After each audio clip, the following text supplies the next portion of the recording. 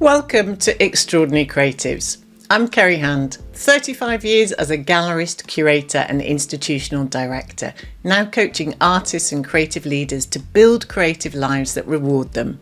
2 episodes a week on audio and video, an honest conversation with an extraordinary creative about their work and their life, and a shorter deep dive into the mindset and strategy questions creative people actually face. Thanks for being here. Let's get into it. Artists, if you take commissions, here's the number that should frighten you. Scope drift, the polite gradual expansion of a commission beyond what you agreed. It's 20 to 30% of the original fee in unpaid work on most commissions I see. That isn't a margin problem, that's your profit gone on every job. And it isn't because you did bad work, it's because nobody taught you how to manage what happens after the commission deposit lands. I'm Kerry Hand and this is Extraordinary Creatives podcast. I've 35 years in the contemporary art world as a gallerist, curator, institutional director, now coaching artists and creative leaders worldwide. This episode is part 6 of a 9-part series on commissions, how to prepare for them, respond to them, deliver them, and stop them burning you out. If you haven't followed the podcast yet, hit follow so you don't miss an episode. Today we cover 3 stages: managing the making, which is where most commissions go wrong, and almost never for the reason that artists think; delivery and the story of the work, the bit that quietly funds the next commission if you do it right; and the legacy package, the stage that almost every artist skips and the single most commercially valuable thing you can build into your practice. Let's go. Stage 1, managing the making. This is where most artists burn out, not on the making itself, on the management of the client's psychology around the making. Here's the thing you may not realise or easily forget.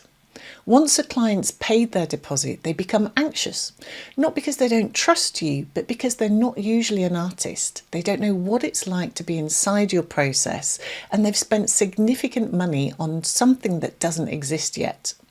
If they hear nothing from you for weeks, their anxiety builds, and that anxiety becomes emails, phone calls, requests for updates, maybe changes of heart. You manage production and you manage the psychology around production. Both are the job. The principle is to design intentional visibility into the process.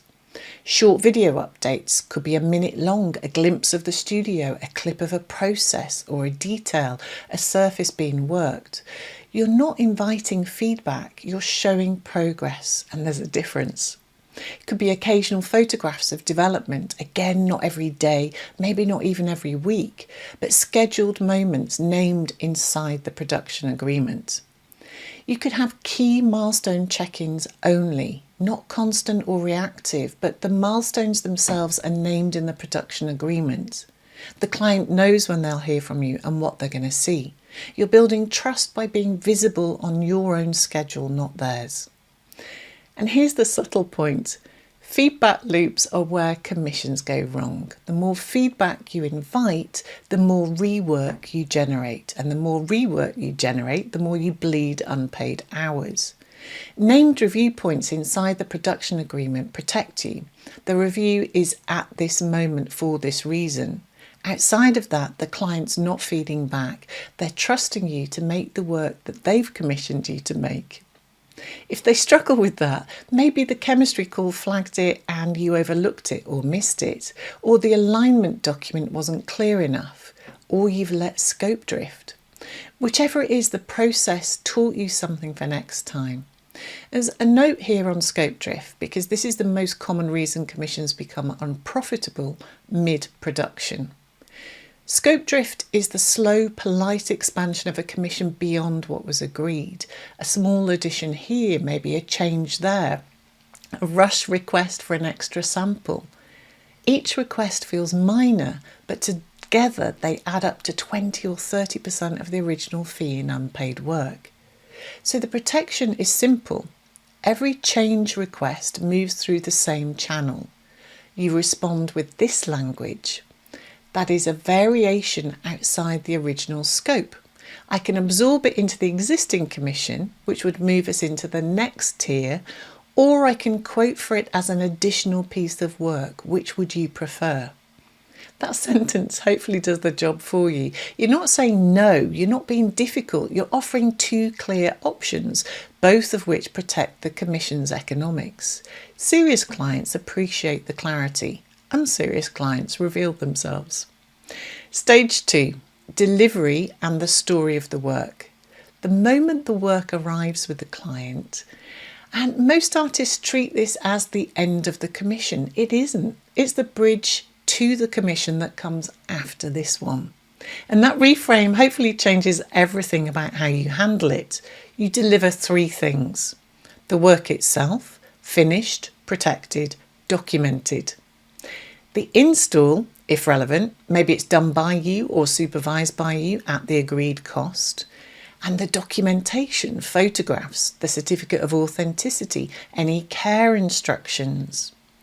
But you also deliver a 4th thing that most artists forget. You deliver the story of the work, because the story is what the client will repeat to their friends, to their family, to the next person who's going to visit their home or their building and say, "Where did you get that? It's extraordinary." That story is your marketing for years to come, done without you in the room. So you tell the story well. At the install, in the handover, in writing, you explain what you are thinking, what the work is about, the process behind it, the decisions that shaped it. You give the client the language they will use to talk to people about your work and really engage other people. A commission that's handed over without its story is a commission whose afterlife is truncated. A commission that is handed over with its story is a commission that keeps working for you long after you've left the building. Stage 3, the legacy package, the final stage. This is where you elevate the experience from transaction into relationship. And it's the stage that most artists skip entirely, which is strange because it's commercially the most valuable stage in the whole process. The legacy package contains 5 things: certificate of authenticity, signed, dated, detailing the work. I've got an example of this on our website under resources for artists if you fancy seeing what should be included. There's a process documentation. That's images of the making, sketches, notes, references, maybe the paper trail of how the work came into being. There's care instructions, how to clean, maintain and protect the work over time. And a short written narrative about the work, a page, maybe 2, what the work is, where it came from, what you intend it to mean, what you hope that it conveys. This is the written equivalent of the story that you told at delivery. And then you include your contact details for future care and conservation, making clear that you remain available if the work ever needs attention. Now you have to guard that very carefully in the certificate of authenticity, like how often do you make repairs or help with maintenance.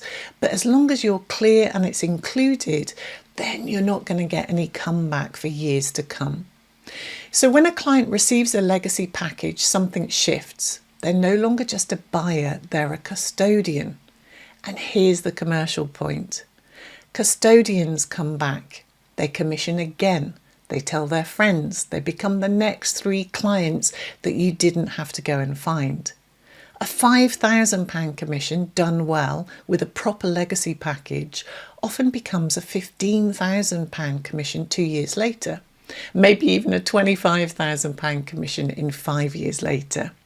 Because the relationship's been built stage by stage in the process, not as an afterthought, but pulling it all together.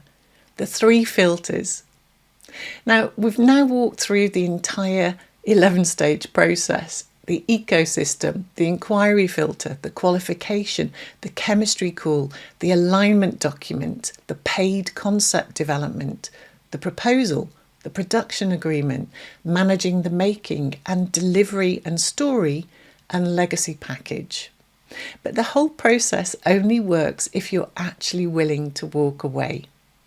A process without the willingness to say no, is just admin. It looks good on your website, but it does nothing for your life. What gives you permission to walk away is 3 filters. So apply them before the negotiation even starts. Filter 1, joy.